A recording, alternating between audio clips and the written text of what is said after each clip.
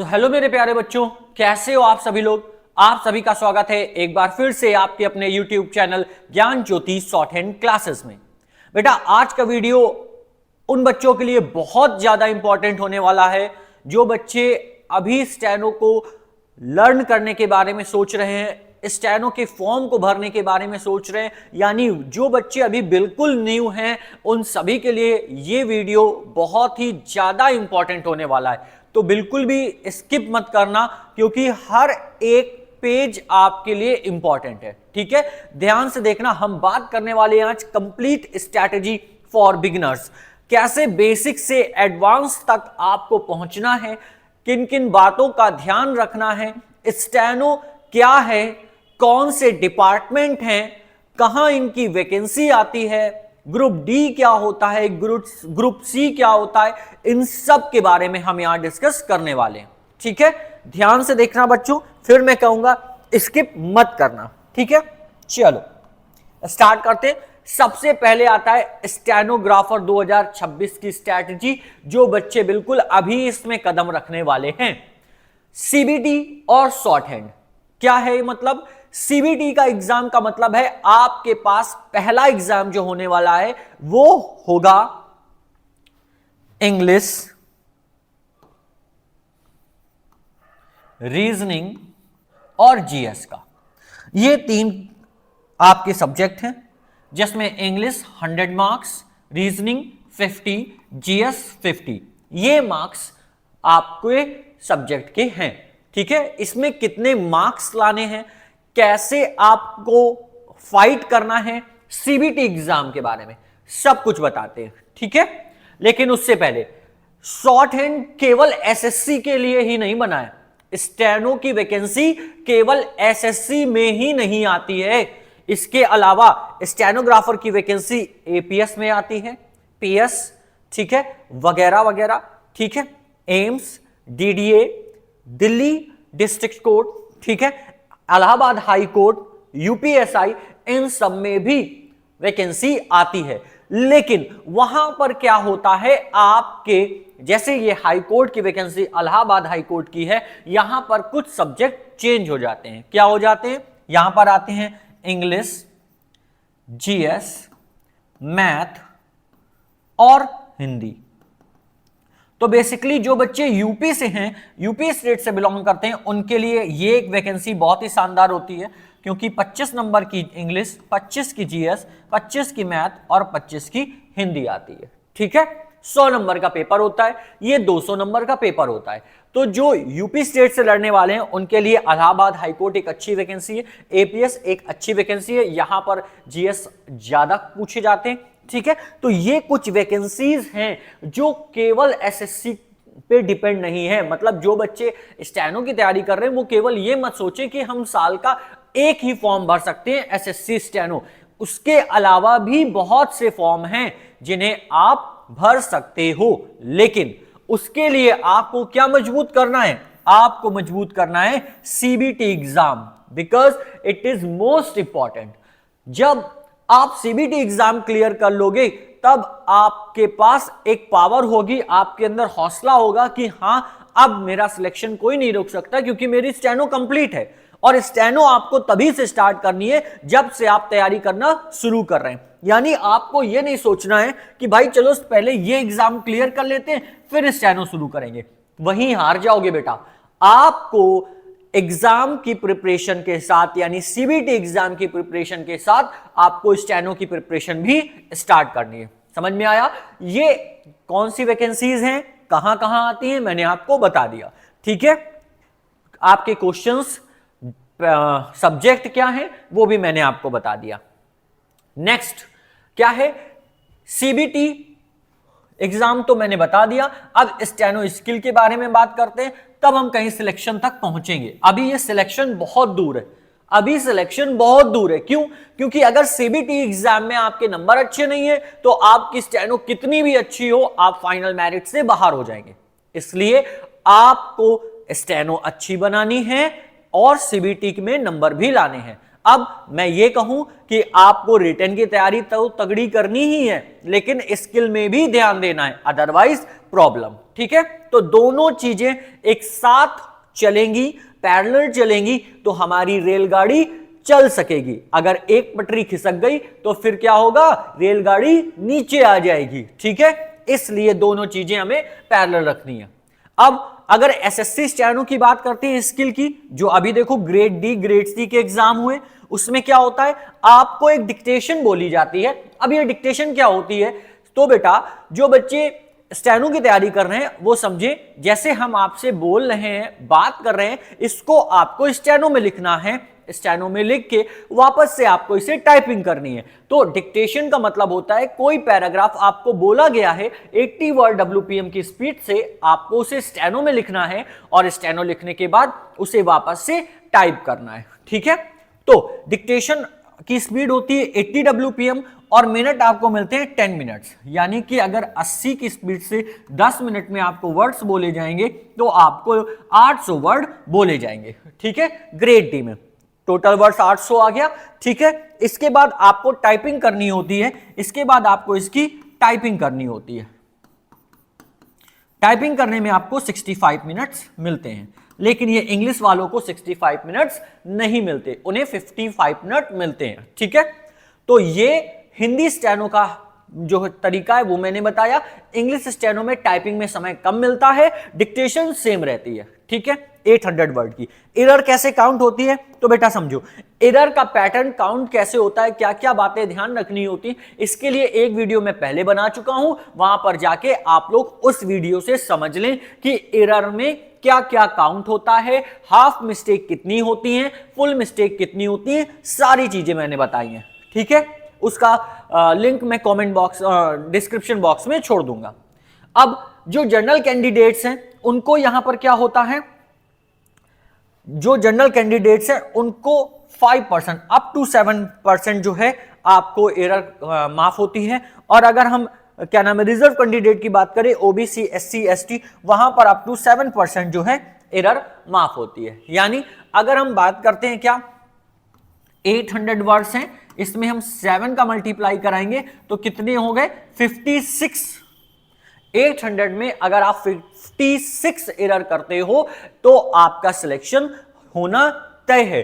अगर CBT exam आपका बढ़िया गया है, नंबर अच्छे आए हैं, लेकिन अगर 56.8 हो गया तो फिर आप डिस्क्वालीफाई हो जाओगे, आप किससे बाहर हो जाओगे, स्किल से। इसलिए स्किल भी, इसीलिए मैं बार बार कह रहा हूं रिटन के साथ साथ स्किल भी जरूरी है। ठीक है, आगे बढ़ते हैं। अब हम बात करेंगे ग्रेड सी के बारे में।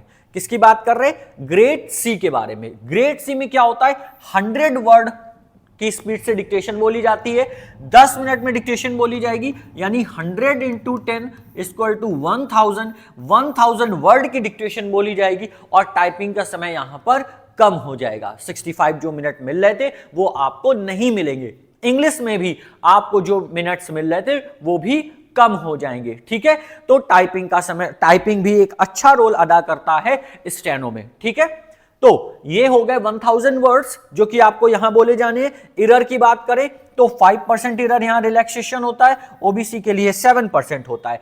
ठीक है, ये आपका तरीका है कॉपी को एरर काउंट करने का। एरर ऐसे काउंट होती है जो आप स्किल में लिख कर आते हो, यानी जब आपने स्किल दिया बच्चों तो क्या होता है, आपने कॉपी में फटाफट से स्टेनो लिखा, स्टेनो लिखने के बाद आपने क्या किया, उसे टाइप किया, तो टाइपिंग में जो आपने गलती की है वो चेक होती है। टाइपिंग में आपने कॉमा कहां नहीं लगाया, फुल स्टॉप कहां नहीं लगाया, कौन सी स्पेलिंग गलत करी है, कौन सी मात्रा गलत करी है, ये काउंट होता है। तो जो बच्चे स्टेनो सीखने जा रहे हैं वो याद रखें, टाइपिंग भी जरूरी है। स्टेनो आपकी ये चेक करी जाती है कि आपने जो कॉपी लिख के दी है उसको पूरा हिंदी से तो नहीं लिख दिया है, ये वहां पर चेक होता है स्टेनो की कॉपी में। लेकिन जो आपकी एरर काउंट होती है वो किससे काउंट होती है, टाइपिंग से काउंट होती है। इसलिए बेटा टाइपिंग भी जरूरी है और टाइपिंग में अच्छी खासी स्पीड जरूरी है स्टेनो के लिए। कितनी जरूरी है, कैसे कवर करना है, वो भी मैं आपको बताऊंगा। ठीक है, वेट करें और हर चीज को समझते हैं। अब बुक देखिए, अब आपको क्या करना है, बुक्स देखने हैं। सबसे पहले क्या करना है, आपको देखना है सीबीटी एग्जाम में जीएस में के लिए प्रैक्टिस सेट, इंग्लिश के लिए प्रैक्टिस सेट, रीजनिंग के लिए प्रैक्टिस सेट। आप इनको हल करेंगे जब आप अपना कोर्स कवर कर लेते हैं। सबसे पहले आप क्या करो, सीबीटी एग्जाम के लिए आज से ही तैयारी अगर आपने शुरू कर दी है तो आप क्या करना है, आपको सारे कोर्स को कवर करना है। इंग्लिश में क्या आता है, क्या क्या चीजें आती है, उनको पढ़िए, ठीक है। जीएस में कौन कौन से टॉपिक मोस्ट इंपॉर्टेंट हैं, जिनसे ज्यादा क्वेश्चन पूछे जा रहे हैं, उनको आप लर्न करो। रीजनिंग पूरी लर्न करो। इसके बाद आप इनके क्या करो, फिर मॉक टेस्ट देना शुरू करो, ठीक है। अगर इंग्लिश स्टेनो की बात करते हैं तो स्टेनो में कौन सी बुक इंपॉर्टेंट है, तो इंग्लिश के लिए बुक इंपॉर्टेंट है Pitman. Pitman one of the best book for English steno, ठीक है। बहुत सारी बुकें हैं अभी मार्केट में। न्यू एरा पिटमैन पिछले 5-6 साल से रनिंग है, ठीक है। तो न्यू एरा पिटमैन और पिटमैन में क्या अंतर है ये भी मैं आपको बताऊंगा, ठीक है। हिंदी के लिए हिंदी संकेत लिपि, हिंदी संकेत लिपि, ये हिंदी स्टेनो के लिए, ठीक है। तो बुक पहले, सबसे पहले बुक कंप्लीट करनी है, ठीक है। और बुक बहुत इंपॉर्टेंट है आपके बेसिक नींव के लिए। मतलब अगर आपको घर बनाना है तो क्या जरूरी है, आपकी नींव जरूरी है, तब तो वो घर बन पाएगा ऊंचा। 11 मंजिल का घर बनाना है, नींव कमजोर है तो क्या होगा, गिर जाएगा, ठीक है। इसलिए आपको, ये आपकी नींव है बेटा, इसलिए आपको बहुत अच्छी तरीके से इसे पढ़ना है। कुछ लोग 45 एक्सरसाइज तक पढ़ा देते हैं, कुछ 65 एक्सरसाइज पढ़ा देते हैं। ये हिंदी की बात कर रहा हूं मैं। 45 एक्सरसाइज, 65 एक्सरसाइज तक पढ़ा दिया। यहां पे max to max 100, 101, max to max, otherwise 125, ये मैक्स एक्सरसाइज है बेटा। पूरा 1.5 साल बर्बाद करोगे अगर किताब इतनी पढ़ी है तो। हिंदी की किताब अगर आपने 65 एक्सरसाइज या 45 एक्सरसाइज तक पढ़ी है और इंग्लिश की 125 तक, तो पूरा 1 साल बर्बाद करोगे 80 की स्पीड आने में, इससे पहले नहीं आएगी। और अगर लेके आ भी जाओगे तो सीन में आओगे बेटा, अनसीन डिक्टेशन 80 वर्ड की नहीं लिख पाओगे। क्यों नहीं आएगी, हर एक टॉपिक के को बताएंगे हम आपको, हर एक टॉपिक को इतनी बारीकी से समझाएंगे कि आपको यह समझ में आएगा कि आखिर ऐसा क्यों हो रहा है आपके साथ। फिलहाल जो बेसिक बच्चे हैं वो इस बात को ध्यान दे, जो बिगिनर्स हैं किताब पूरी पढ़नी है, हिंदी स्टेनो की हो या इंग्लिश स्टेनो की, ठीक है, तभी स्पीड आएगी। तो बुक खत्म करना है। आउटलाइन कैसे बनानी है ये आपको बुक पढ़ते समय ही आ जाएगा। प्रैक्टिस कैसे करनी है ये बुक पढ़ते समय ही हम आपको बताएंगे। Reading of your hand writing ये तब होगा जब आप पूरी तरीके से किताब सीख चुके होगे। जब आप पूरी तरीके से किताब सीख चुके होगे, हर एक वर्ड आपके दिमाग में बसा होगा, तब हम आपको बताएंगे कि रीडिंग कैसे की जाती है। क्योंकि जब डिक्टेशन लिखते हैं, स्टार्टिंग होती है बुक की, तो वहां पर वोवेल इंडिकेशन होती है, हर एक वर्ड में वोवेल लगी होती है, ग्रामर लॉक्स होते हैं। अब ये मैं क्या बोल रहा हूं तो उन बच्चों को तो अभी समझ में नहीं आ रहा जिन्होंने कल ही पढ़ना शुरू किया है। जो कुछ पढ़ चुके हैं उन्हें समझ में आ रहा। तो बेटा वॉवेल्स होती हैं, कॉन्सोनेंट्स होते हैं स्टेनो में, ठीक है। ग्रामर लॉक्स का मतलब होता है शब्द चिन्ह, ये क्या होते हैं, हर एक चीज मैंने आपको बताया। जो चीज मैं यहां पर आपके लिए कह रहा हूं मैं बाद में बताऊंगा, हर एक चीज पे आपका वीडियो मिलेगा, ठीक है।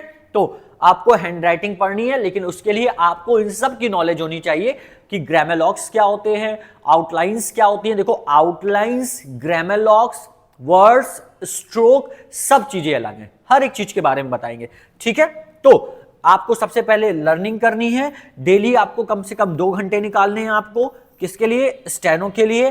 फिर आपको आउटलाइन बनाना सीखना है, प्रैक्टिस करना। 2 घंटे इनफ है, आप 2 घंटे में प्रैक्टिस कर लेंगे। लेकिन प्रैक्टिस ऑफ एक्सरसाइज, ये मैंने पॉइंट बहुत जबरदस्ती यहां पर लिखा है, प्रैक्टिस ऑफ एक्सरसाइज। बस ये नहीं करना है आपको। क्या नहीं करना है, प्रैक्टिस ऑफ एक्सरसाइज नहीं करनी है। आपको किसी भी एक्सरसाइज की प्रैक्टिस नहीं करनी है, क्योंकि एक बात आप अपने दिमाग में बसा लो कि वहां पर डिक्टेशन अनसीन आनी है। इसलिए कोई भी एक्सरसाइज हमें बार बार प्रैक्टिस नहीं करनी है। मैक्स आप 2 बार कर सकते हो। क्यों कर सकते हो, बहुत ही इंपॉर्टेंट टॉपिक है ये। बहुत ही इंपॉर्टेंट टॉपिक है। प्रैक्टिस एक्सरसाइज क्यों नहीं करनी है मैं बताऊंगा, ठीक है। आगे बढ़ते हैं। नेक्स्ट है हमारे पास क्या है, स्टेप 2 स्पीड बिल्डिंग। बहुत आसान है, बहुत ही आसान है। स्पीड कैसे आपको बढ़ानी है, अगर आपने किताब खत्म कर लिए विद इन ए 1 मंथ आप 70 to 80 लिखने लगोगे। लेकिन किताब बुक पूरी फिनिश करने के बाद कोई भी प्रॉब्लम आपको फेस नहीं होगी। 70 to 80 with in A 1 month बहुत आसानी से लिखोगे, ठीक है। फिर एडवांस एंड स्मार्ट आउटलाइन। भाई एडवांस और स्मार्ट आउटलाइंस जो हैं वो आपको आएंगी तभी आपकी स्पीड बिल्ड होगी, तभी आपकी स्पीड बढ़ेगी जब आपकी आउटलाइंस आएंगी, ठीक है। टाइमिंग बहुत जरूरी है। क्या, डिक्टेशन लिखते समय आपको समय का अनुभव, हर सेकंड का अनुभव होना चाहिए। हर एक सेकंड में आपके वर्ड छूटेंगे तो समय कैसे बांधना है यह भी मैं आपको बताता हूं, ठीक है। आप कोई भी डिक्टेटिव वर्ड लिख रहे हैं, आपको सबसे पहले ध्यान केंद्रित करना है, आपको अपना ध्यान केंद्रित करना है। अगर आपने कंसंट्रेशन नहीं किया तो 1 सेकंड में आपके 4 वर्ड्स भी छूट सकते हैं अगर स्पीड तेज है डिक्टेशन की तो, ठीक है। इसलिए समय जरूरी है। ये बाकी के points, reading your short hand, practice daily basis, transcription of dictation, ये सारी चीजें जब हम आपको किताब बताएंगे कैसे प्रैक्टिस करनी होती है तब हम आपको बताएंगे। Reading of your own short hand बहुत आसानी से पढ़ोगे। डिक्टेशन प्रैक्टिस नहीं करनी, देखो फिर मैंने ये पॉइंट इसीलिए लिखा है, डिक्टेशन प्रैक्टिस नहीं करनी, नहीं करनी, नहीं करनी, नहीं करनी। डिक्टेशन की कोई भी प्रैक्टिस नहीं करनी है, ठीक है। डिक्टेशन की कोई भी प्रैक्टिस नहीं करनी। फिर से कितनी बार मैंने बोल दिया, डिक्टेशन की प्रैक्टिस नहीं करनी, नहीं करनी, नहीं करनी। जो बच्चे नए हैं याद रखें आपको डिक्टेशन की प्रैक्टिस नहीं करनी है।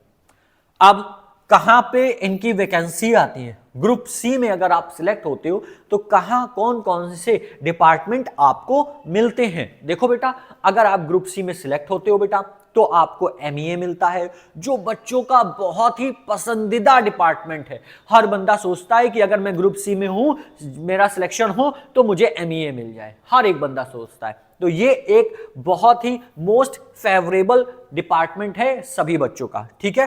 फिर आपको मिनिस्ट्री ऑफ होम अफेयर्स भी इसी में आता है, central board of indirect tax and custom ये भी आपका सी में आता है, ठीक है। मिनिस्ट्री ऑफ डिफेंस ये भी आता है।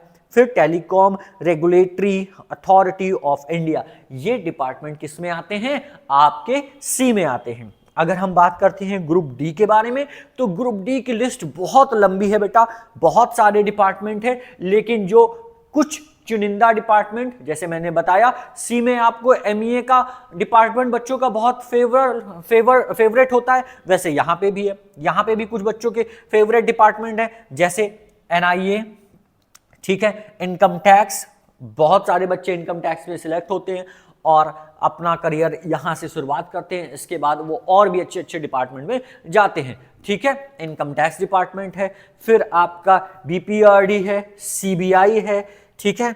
अब देखो इन दोनों में ये सीबीआई नहीं है, सॉरी बेटा, यहाँ पे सीवी था, चेंज कर दिया यहाँ पे, ये गलत हो गया है, ठीक है। इसके बाद कैट है। तो इतने सारे डिपार्टमेंट आपके यहाँ पर आते हैं, ठीक है, ग्रुप सी और ग्रुप डी में। आ गया बच्चों समझ में? आई होप पूरी स्ट्रैटेजी समझ में आ गई होगी, कहां से कहां तक आपको सफर तय करना है। यानी आपको ये जीरो, जो अभी आप एक बड़े से जीरो में हो, वहां से आपको कहां से सिलेक्ट करना है, आपका दौर कहां तक जा रहा है, MEA, ठीक है, इनकम टैक्स, यहां तक आना है। अब यहां तक आना है तो ये सड़क, ये रोड सीधी तो होगी नहीं बेटा कि यहां से हमने दौड़ना शुरू किया और फटाक से दौड़ते दौड़ते क्या हुआ, भागते भागते यहां पर आ गए। ऐसा तो कभी हुआ ही नहीं है। कोई भी सफलता, कोई भी काम आसानी से तो मिल नहीं सकता। जाहिर सी बात है, ये जो डिपार्टमेंट तक पहुंचने का सफर है ना, वो कुछ ऐसा होगा बेटा, यूं फिर यूं, फिर यूं, फिर यूं यूं यूं। आप रील तो देखते ही होगे, है ना? तब ये यहां तक ऐसे आप पहुंचोगे। अब ये सफर में क्या क्या आएगा? इस सफर में बहुत सारी चीजें होंगी आपके लिए। क्या होंगी? सबसे पहला, जैसे ही आप स्टेनो सीखना शुरू करते हो ना, एक पहली चीज आपके सामने आती है, बहुत ही ज्यादा सभी बच्चे यहां पर आके, मतलब कि आप समझो 100% स्टूडेंट में कम से कम 50% स्टूडेंट इस वजह से क्विट हो जाता है स्टेनो से। पता है क्यों? Boring, boring, interest, boring subject है। क्यों? क्योंकि प्रैक्टिस करनी है, हर एक वर्ड की प्रैक्टिस करनी है, स्टेनो में ग्रामर लॉग की प्रैक्टिस करनी है, स्टेनो में फ्रेजेस की प्रैक्टिस करनी है। इतना लिख लिख के बच्चा बोर हो जाता है और ये यहीं से बाहर हो जाता है। तो सबसे पहले तो हमें इस बोरिंग को फेस करना है, ठीक है? हमें बोर नहीं होना है। सेकेंड थिंग आता है रेगुलेशन। क्या? रेगुलेशन। रेगुलेशन नहीं बनता है, आज आए 2 दिन नहीं आए, आज आए 3 दिन नहीं आए, 3 दिन आए 4 दिन नहीं आए। अगर ये करते जा रहे हो तो ये बुक खत्म होती है 1.5 ईयर, 1.5 साल, 1 ईयर किताब खत्म होने में ही लग जाता है। स्पीड तो बहुत दूर की बात है बेटा। अगर आप रोज नहीं पढ़ रहे हो स्टेनो को तो किताब ही नहीं खत्म होगी, फिर 1 साल बाद बोर हो जाओगे, फिर छोड़ दोगे। इसलिए सबसे पहले आपको सामना करना है बोरिंग का, फिर रेगुलेशन का, ठीक है? फिर प्रैक्टिस। प्रैक्टिस भी मोस्ट इंपॉर्टेंट है। प्रैक्टिस क्यों इंपॉर्टेंट है? प्रैक्टिस नहीं करोगे स्पीड नहीं बढ़ेगी, स्पीड नहीं आएगी, वर्ड्स नहीं बनेंगे, टीचर बोलेगा आप लिख नहीं पाओगे। इतनी सारी चीजें हैं यहां तक पहुंचने के लिए बेटा, उनमें से मैंने सिर्फ अभी आपको 3 बताई हैं। इसके बाद आता है, जब आप यहां तक पहुंचते हो, फिर आता है सबसे खतरनाक स्टेज। क्या? सीबीटी। सीबीटी एग्जाम क्या होता है? बहुत सारे बच्चे तैयारी करते हैं बहुत जोर जोर के साथ, यहां तक किसी तरीके आधी दूर तक आ जाते हैं, और फिर खड़ा होता है आपके सामने क्या? CBT exam. नंबर चाहिए कितने? 160, 165, इतने सारे नंबर चाहिए, 172। यहां पे जब नंबर आएंगे तब हमारे ये जो फेवरेबल डिपार्टमेंट है ना, फेवरेट डिपार्टमेंट, तब मिलेंगे। कैसे मिलेंगे ये फेवरेट डिपार्टमेंट? जब सीबीटी में नंबर ज्यादा होंगे। अब पहले अटेम्प्ट में सीबीटी में मार्क्स नहीं आए, दूसरे अटेम्प्ट में नहीं आए, छोड़ दिया। तो कैसे सीबीटी मार्क्स एक साथ दूसरे अटेम्प्ट पहले अटेम्प्ट में आए? इसके लिए भी आपको पढ़ाना पड़ेगा ना, बताना पड़ेगा कि कैसे सीबीटी में एग्जाम में मार्क्स लाने। बताऊंगा, वो भी मैं बताऊंगा, ठीक है? ये एक सबसे बड़ी प्रॉब्लम है सबके आगे। फिर आती है स्किल की बारी।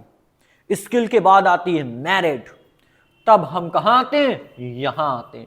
तो ये रास्ता उतना सरल नहीं है बेटा जितना सरल हमें दिखाया गया, हमें बताया गया। कहते ना स्टेनोग्राफर बनना बहुत आसान है। नहीं बेटा, स्टेनोग्राफर बनने के लिए हमें एक हीरे की तरह रगड़ना पड़ेगा, घिसना पड़ेगा, काटना पड़ेगा, टूटना पड़ेगा, तब ये चमक आएगी, तब यहां पर आके खड़े होगे। तो इसलिए इस स्ट्रैटेजी को पूरा समझो, दिमाग में बसाओ, और अगर कोई भी डाउट है, कुछ पूछना चाहते हो तो कमेंट करो। मैं जो आप कमेंट करोगे हर एक चीज पे वीडियो बना के मैं आपको बताऊंगा, समझाऊंगा कैसे आपको क्रैक करना है, कैसे आपको स्किल निकालना है। हर एक वीडियो में आपके लिए मैं ऐसी चीजें लाऊंगा जो आपको फैक्ट रियल होंगी, ठीक है?